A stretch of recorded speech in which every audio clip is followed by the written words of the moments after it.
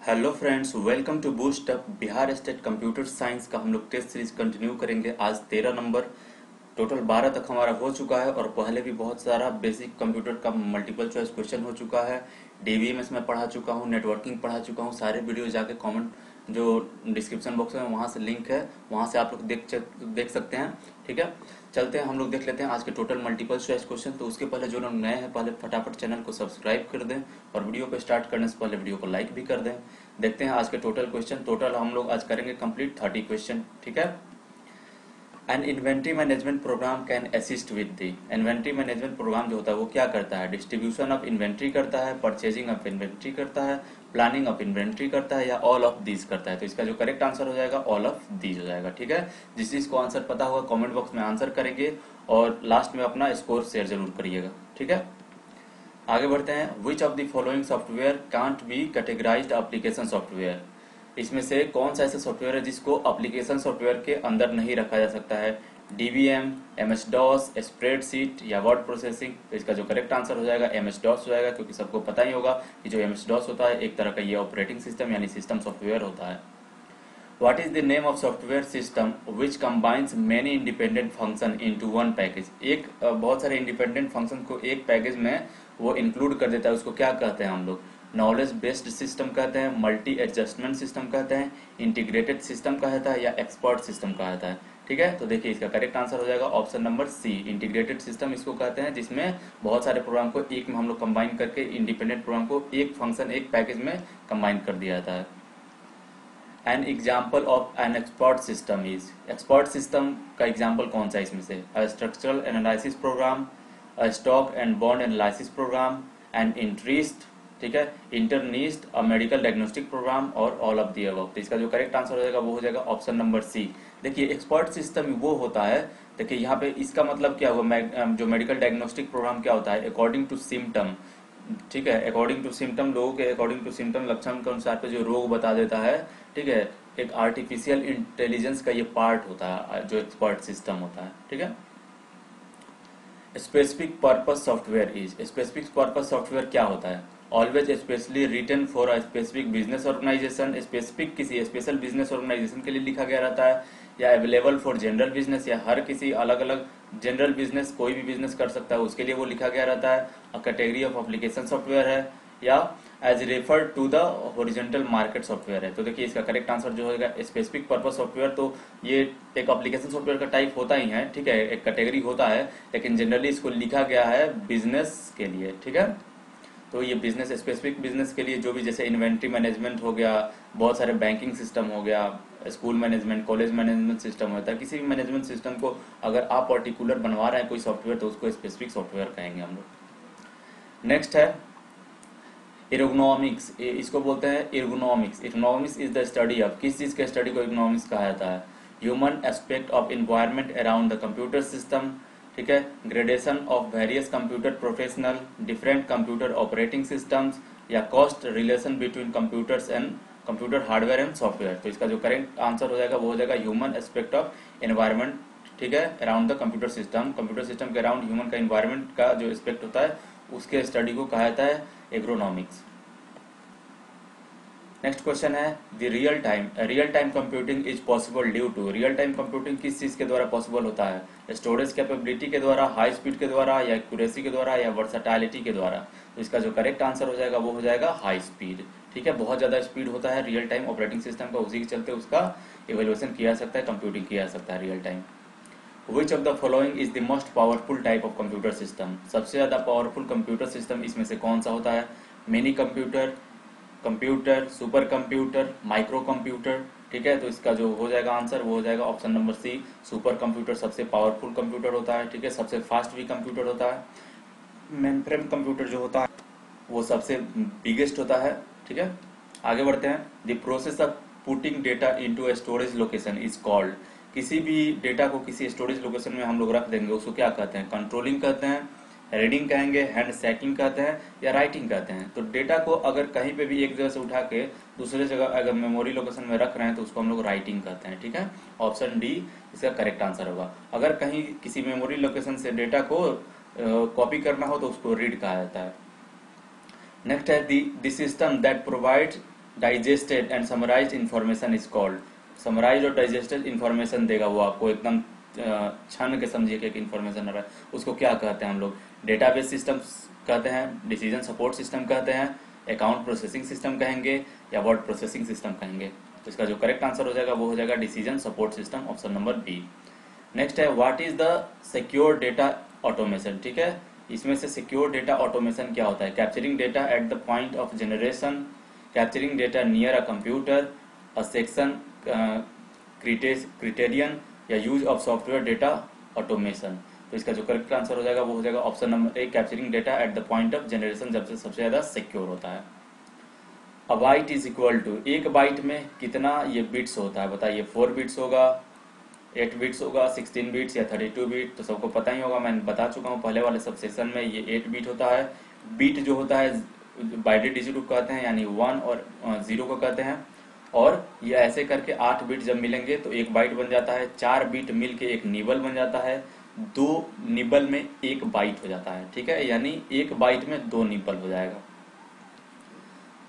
What is strategic planning? एक strategic जो planning होता है उसे हम लोग क्या कहते हैं? टेक्निकल फिजिबिलिटी कहेंगे, सुपरवाइजिंग कहेंगे, प्रॉब्लम आइडेंटिफिकेशन कहते हैं, या प्लानिंग ऑपरेशंस कहते हैं? तो इसका जो इसका जो हो जाएगा आंसर, ठीक है, इसको प्रॉब्लम आइडेंटिफिकेशन कहता है। नेक्स्ट है almost all micro computer contain. हर एक जो माइक्रो कंप्यूटर को पीसी भी कहता है, पर्सनल कंप्यूटर भी इसको कहा जाता है। ठीक है, तो सबके पास क्या होता है? स्क्रीन मॉनिटर होता है, सिस्टम यूनिट होता है, कीबोर्ड होता है, या ऑल ऑफ दीज होता है? तो सबको पता होगा इसमें से सारा होता है। नेक्स्ट क्वेश्चन है what is the most common speed in RPM eight which the hard disk usually rotate. ठीक है, कॉमन जो हार्ड डिस्क का जो रहता है उसमें लगा हुआ जो डिस्क, ठीक है, उसका आरपीएम कितना होता है? उसका 2400 होता है। ठीक है, आरपीएम मतलब रिवोल्यूशन पर मिनट हो गया, 2400 होगा, 3600 होता है, 4700 होता है, या 1600 होता है? तो इसका जो करेक्ट आंसर हो जाएगा वो हो जाएगा option number B. Next question है which of the following coded entries are use to control access to the computer. कौन सा ऐसा कोडेड एंट्री है जिसका यूज किया जाता है? बाइनरी पास का। ठीक है, किसी भी सिस्टम में एंट्री करने के लिए कौन सा कोड का इस्तेमाल किया जाएगा? बाइनरी पास का, आस्की कोड्स का, पासवर्ड का, या कोड वर्ड्स का? तो वो पासवर्ड ही होता है जिसके थ्रू हम लोग सिस्टम में एंटर करते हैं। The first generation computer used dash for memory. Magnetic circuitry होता है, मैग्नेटिक ड्रम होता है, मैग्नेटिक बसेस होता है, या मैग्नेटिक ट्यूब्स होता है? तो जो फर्स्ट जनरेशन में स्टोर करने के लिए, डेटा को स्टोर करने के लिए जो मेमोरी के फॉर्म में यूज किया था उसको हम लोग मैग्नेटिक ड्रम कहते थे।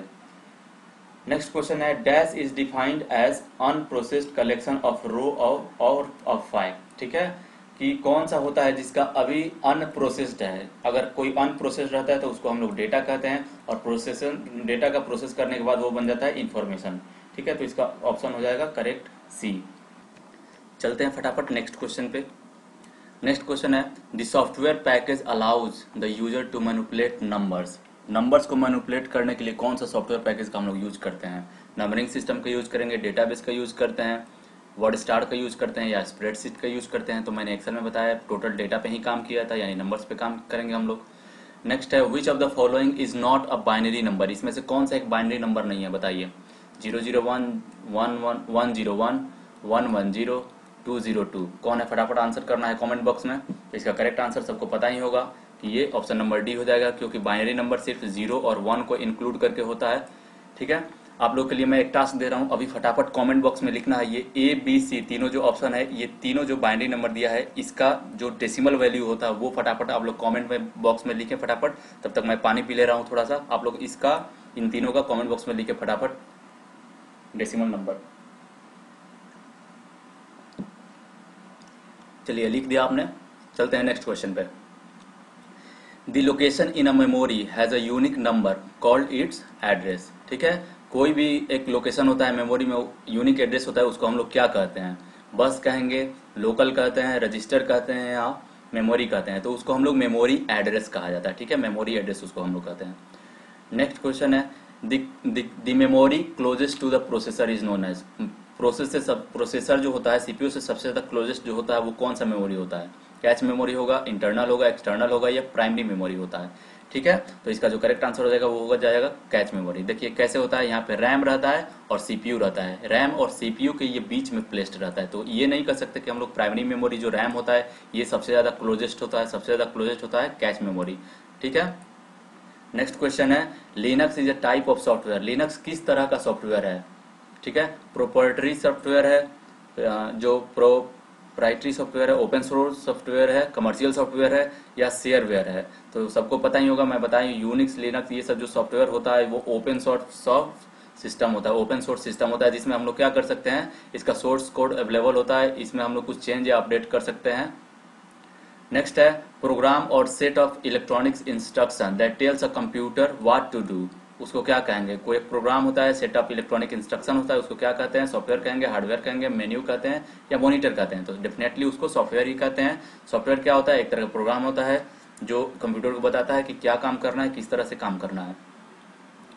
नेक्स्ट है, the clock rate of a processor is measured in. किसी भी प्रोसेसर का क्लॉक रेट किस तरह से मेजर किया जाता है?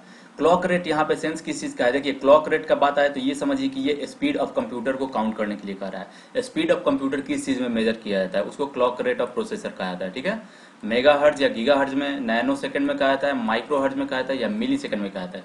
इसका जो हो जाएगा करेक्ट ऑप्शन वो हो जाएगा ऑप्शन नंबर ए, मेगा हर्ज या गीगा हर्ज में कंप्यूटर का स्पीड मेजर किया जाता है या clock rate of processor measure किया जाता है।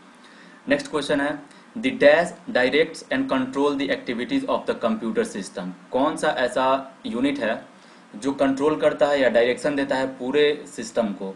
कोऑर्डिनेटिंग यूनिट होता है, मेमोरी यूनिट, लॉजिक यूनिट, या कंट्रोल यूनिट? तो सबको पता ही होगा कंट्रोल यूनिट होता है। ये क्या है? ये एक सीपीयू होता है, सीपीयू का पार्ट है, एएलयू होता है, एमयू होता है, सीयू होता है। ठीक है, तो कंट्रोल यूनिट का काम क्या है? पूरे ये इंटायर ऑपरेशंस को कंट्रोल करेगा, इनपुट आउटपुट को कंट्रोल करेगा, सारे सिग्नल्स को कंट्रोल करेगा। तो ये कंट्रोल यूनिट का काम होता है। Processing involves. प्रोसेसिंग का मतलब क्या होता है? प्रोवाइडिंग रेलिवेंट आंसर, किसी चीज को रेलिवेंट जो जरूरी आंसर है उसको प्रोवाइड करना, displaying relevant answer, transforming input into output, input को आउटपुट में कन्वर्ट करना, या inputting data into a computer system, या डेटा को इनपुट कर रहे हैं कंप्यूटर सिस्टम में, उसको हम लोग प्रोसेसिंग कहेंगे।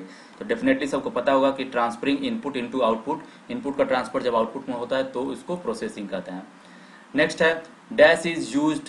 ठीक है, dash is widely used by bank to process check. Check को प्रोसेस करने के लिए एक कोड दिया गया रहता है, उसको किस चीज से प्रोसेस किया जाता है? ओएमआर से किया जाता है, टच स्क्रीन से किया जाता है, ओसीआर से किया जाता है, या एमआईसीआर से किया जाता है? तो इसका जो करेक्ट आंसर हो जाएगा वो हो जाएगा ऑप्शन नंबर डी, एमआईसीआर। ठीक है, अब देखिए ओएमआर का फुल फॉर्म क्या होता है? ऑप्टिकल मार्क रिकॉग्निशन होता है। टच स्क्रीन आपको पता ही है। ओसीआर मतलब होता है ऑप्टिकल कैरेक्टर रिकॉग्निशन, और एमआईसीआर का मतलब होता है मैग्नेटिक इंक कैरेक्टर रिकॉग्निशन। तीनों का फुल फॉर्म आप लोगों को डेफिनेटली याद रखना है क्योंकि एग्जाम में पूछ सकता है ये। नेक्स्ट है, dash is use to convert image and text into a stream of data. कौन सा ऐसा सिस्टम है जो कन्वर्ट करता है इमेज, फोटो, टेक्स्ट को एक डेटा में कन्वर्ट कर देता है? लाइट पेन है, डिस्क है, माउस है, या स्कैनर है? तो सबको पता होगा कि स्कैनर जो होता है ये क्या करता है? हार्ड कॉपी जो आउटपुट होता है उसको इनपुट में कन्वर्ट कर देता है, एक डेटा बना देगा, कंप्यूटर में सेंड कर देगा, उसको हम लोग सेव करके रख सकते हैं। एक मतलब हार्ड कॉपी डेटा से एक डिजिटल फाइल वहां पे क्रिएट हो जाएगा। नेक्स्ट है, an ultraviolet light is use to erase the contents of. Ultraviolet light का यूज किया जाता है किस मेमोरी के कंटेंट को डिलीट करने के लिए? बताइए। रोम का, read only memory, random access memory, programmable read only memory, या ईपी रोम का, erasable programmable read only memory? तो मैं पढ़ा चुका हूँ इस चीज को। ठीक है, ईपी रोम का यूज अल्ट्रावायलेट ईपी रोम मेमोरी को जो चेंज किया था, इरेज किया था, उसके कंटेंट को यूज किया था अल्ट्रावायलेट लाइट को। और यहीं पे एक और ई लगा दें, इलेक्ट्रिकली हो जाएगा, electrically erasable programmable read only memory. वो क्या करेगा? वो भी डेटा को इरेज या चेंज करेगा, लेकिन अल्ट्रावायलेट रे का यूज ना करके वो क्या करेगा? इलेक्ट्रिक चार्ज के थ्रू करेगा। नेक्स्ट एंड लास्ट क्वेश्चन है आज का हमारा, while performing the operations of the ALU. ठीक है, arithmetic logic unit takes data from the temporary storage area inside the CPU. CPU के अंदर एक टेम्पोररी स्टोरेज एरिया होता है, वहीं से एएलयू फेच करता है अपने इन्फॉर्मेशन को। उसको क्या कहते हैं? सर्किट कहेंगे, वायर कहेंगे, रजिस्टर कहेंगे, या बसेस कहा जाता है? बताइए फटाफट। तो इसका जो करेक्ट आंसर हो जाएगा वो हो जाएगा ऑप्शन नंबर सी हो जाएगा, उसको हम लोग रजिस्टर कहते हैं क्योंकि एएलयू होता है मेमोरी यूनिट या रजिस्टर होता है। ठीक है, और कंट्रोल यूनिट सीपीयू का तीनों पार्ट होता है। तो इसका करेक्ट आंसर हो जाएगा रजिस्टर। तो ये थे हमारे टोटल क्वेश्चंस। उम्मीद करते हैं आप लोग सब लोग अपना शेयर कर दीजिएगा स्कोर। अगर वीडियो अच्छा लगा हो तो प्लीज़ वीडियो को लाइक करें, शेयर करें दोस्तों के बीच में और चैनल को सब्सक्राइब करें। Thank you for watching.